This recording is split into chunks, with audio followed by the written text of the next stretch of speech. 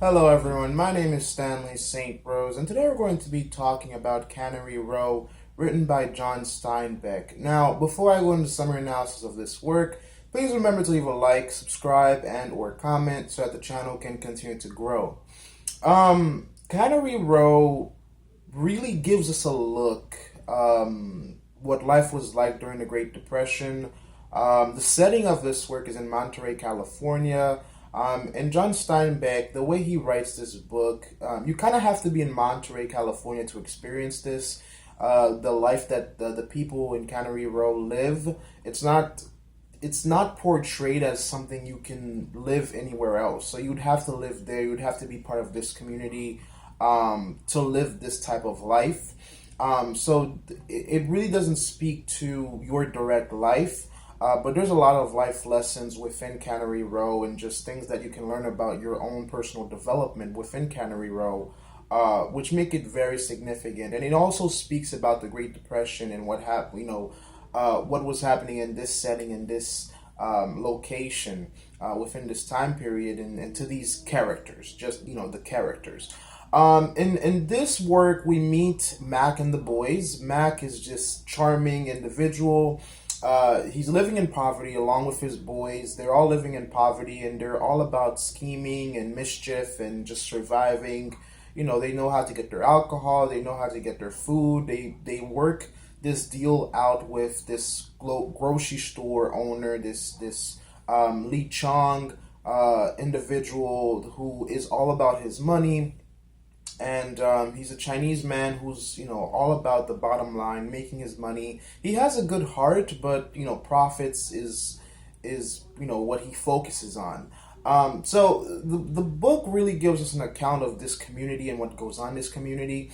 It's not a pleasant community. This book is really interesting. It's fascinating, but at the same time, it's not a pleasant community. There's prostitution. There's this woman by the name of Dora within the book, and she has a brothel that she owns. Her girls can't speak to men on the street. Her girls can't drink. So she really holds an iron fist when it comes to her brothel. And she's very, as you would say, charitable. Now, the reason why she's charitable is not because she's just altruistic and she's a wonderful person. It's more so that the authorities don't crack down on her business and don't shut down her business. So she donates when there's this influenza outbreak, when the community's at need, especially during the Great Depression, when a lot of people were out of jobs and didn't have enough food to eat. She would, give them food. She would take care of them and be extremely charitable because that kept the law from cracking down on her brothel. Her business kept on going throughout the Great Depression because prostitution is something that it just always sells. So the book goes on and we follow Mac and his boys and they're going on their adventures, trying to make money when they can. They're not full on criminals. They're not, attacking people or doing this and that and the third. They're just scheming and trying to make money where they can. Some of them work. Some of them are extremely lazy. They're very lazy. It says one of his boys, Mac's boys, they say that he's so charming and he's so smart.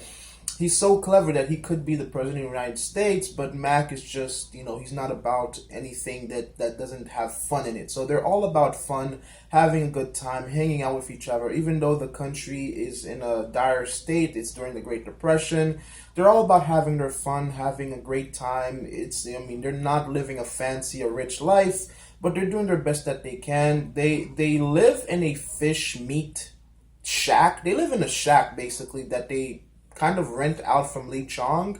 And Lee Chong, he has business deals with them, with Mac and his boys, but he usually loses money on the deals that he has with them. But, Lee Chong, he is a stern businessman. He's all about making revenue, but at the same time, he has a good heart and he lends people credit when they don't really deserve it. He sends his father to be buried in his homeland, and he's courteous and he's kind to people, but at the same time he's all about making his money. Anything that doesn't that's not a profit to him, he doesn't partake in it. Now, in my own perspective, I wonder if that is trying to say something about Chinese people or pointing fingers at Chinese people, and the fact that it's always about progress and wealth and power for them.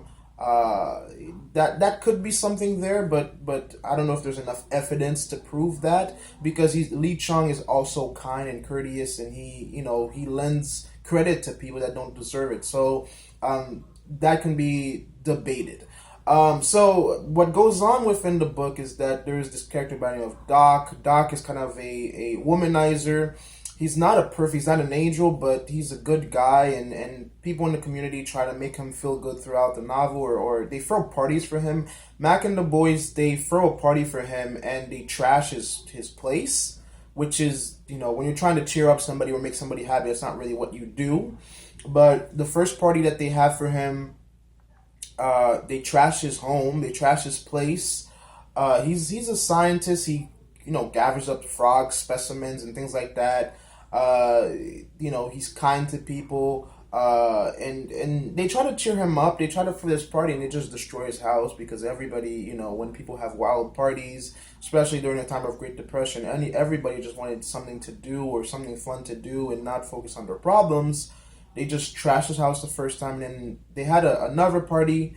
Dora, the brothel owner, certain people, people of all types. This book, it's woven in with suicides, people dying, bad things happening to people, things of violence.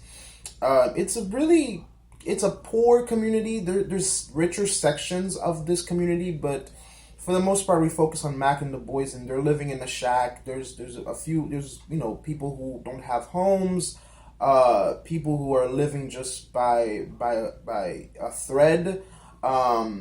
But the thing is, like, it speaks to the community. I think this book really focuses on the community rather than the individuals. We do follow Mac and his boys a lot, but at the same time, we see a lot of the other characters and what goes on in this community, and how certain people survive, and how certain people have certain ideals and certain things that they're following. Some of them never reach it. Some of them never make it out. Some of them, just love where they are. Mac and his boys, they don't seem like they're going anywhere. They're living how they live, and they're making by how they're making by, and they're enjoying their lives as best as they can.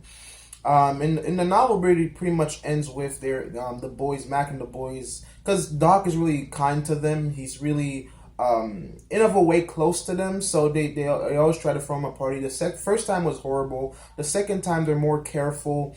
They get stuff around the town. People come out.